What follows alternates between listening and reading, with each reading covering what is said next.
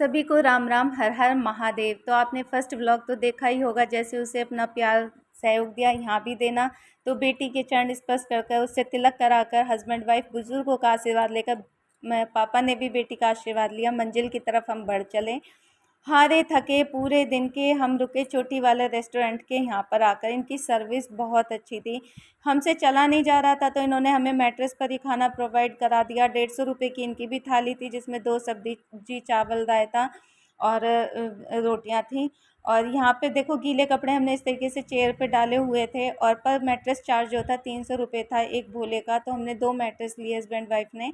रात भर यहाँ रुके, आराम करा। सुबह को जल्दी उठे, 4 बजे उठकर हमने स्नान करा और स्नान करके धूप दीप दिखाकर अपनी कांवड़ को हम मंजिल की तरफ चल दिए। देखिए, हम शिविर में नहीं रुकते थे क्योंकि वहाँ पर नहाने धोने की लेडीज़ के साथ बहुत प्रॉब्लम है। सब तरीके की सुख सुविधा वहाँ पे होती है, लेकिन लेडीज़ के नहाने की बहुत ज़्यादा प्रॉब्लम होती है। तो इसलिए हम रेस्टोरेंट वगैरह में रुकते थे और एसी हॉल ये प्रोवाइड करते थे हर जगह। तो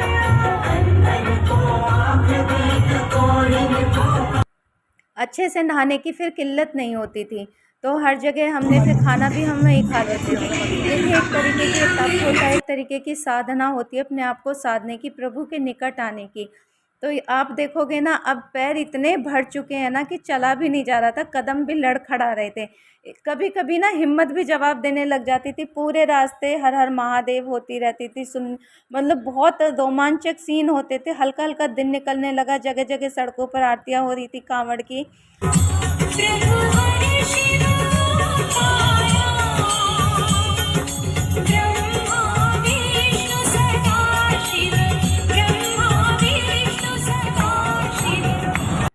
ओम नमः शिवाय की पूरे रास्ते हस्बैंड वाइफ हम चैंटिंग करते चले।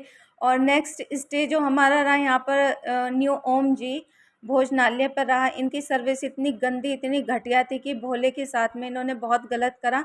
300 रुपये इन्होंने पर चार्ज पर भोले का लिया, लेकिन सर्विस एसी की ना देके पंखे की दी और बोला एसी मिलेगा, एसी हॉल ही मिलेगा। हॉल तो एसी का दिया, लेकिन एसी नहीं था उसमें, चल ही नहीं रहा था, पंखे चल रहे थे।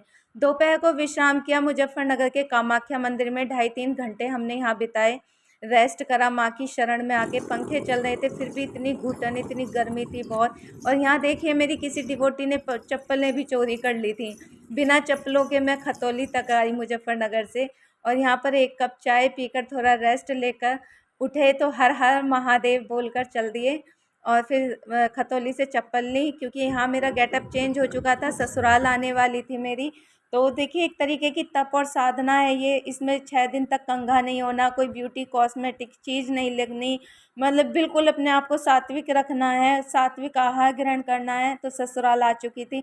मुझ अधम निर्लज पर प्रभु की बार बार हम इतने इमोशन हो जाती थी मैं कि इतनी कृपा, इतनी दया करी है उन्होंने कि मतलब बहुत ज़्यादा। तो देखिए, रात को शरण मिली केशव की। सुबह सुबह नहा धोकर हमने फिर हरे कृष्ण का मंत्र जाप करा, दोनों हस्बैंड वाइफ ने, क्योंकि 4:54 से जल था।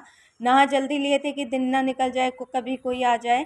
तो घर के जो हमारे गांव के जो भूमिया खेड़ा हैं, देव पितर हैं, सब पर जल चढ़ाकर अपने घर की दहलीज पर जल चढ़ाया, क्योंकि कुल देवी देवता पितरों का सबसे बड़ा स्थान यही है।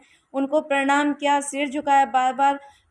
जब मैं यात्रा पर थी ना, बार बार इमोशन हो रही थी, क्योंकि मुझ अधम निर्लज पर प्रभु की इतनी कृपा, इतनी दया रही है कि उन्होंने ये यात्रा पूरी कराई। क्योंकि अगर इतनी कृपा ना होती ना, यात्रा नहीं हो पाती। लोग बागों के जख्म हो रहे थे, पैरों में जांघें लग रही थी, पर प्रभु की इतनी असीम कृपा रही। ना तो दोनों हस्बैंड वाइफ की छाले पड़े और ना ही जांघें लगी। हमने यात्रा हमारी बहुत सुखमय रही। तिल भर बराबर भी प्रभु ने कष्ट नहीं होने दिया हम दोनों हस्बैंड वाइफ को। मतलब इतनी कृपा, इतनी करुणा उनकी रही है कि मैं शब्दों में बयान नहीं कर सकती। ये किसी चमत्कार से मेरे लिए कम नहीं था। छोटी छोटी कंजकों के लिए मैं चूड़ियाँ लाई थी। तो जैसे ही दिन निकलना शुरू हुआ, मैंने कन्या पूजन की तैयारी कर दी, क्योंकि पूरा शरीर मतलब इस टाइम थकान पर था।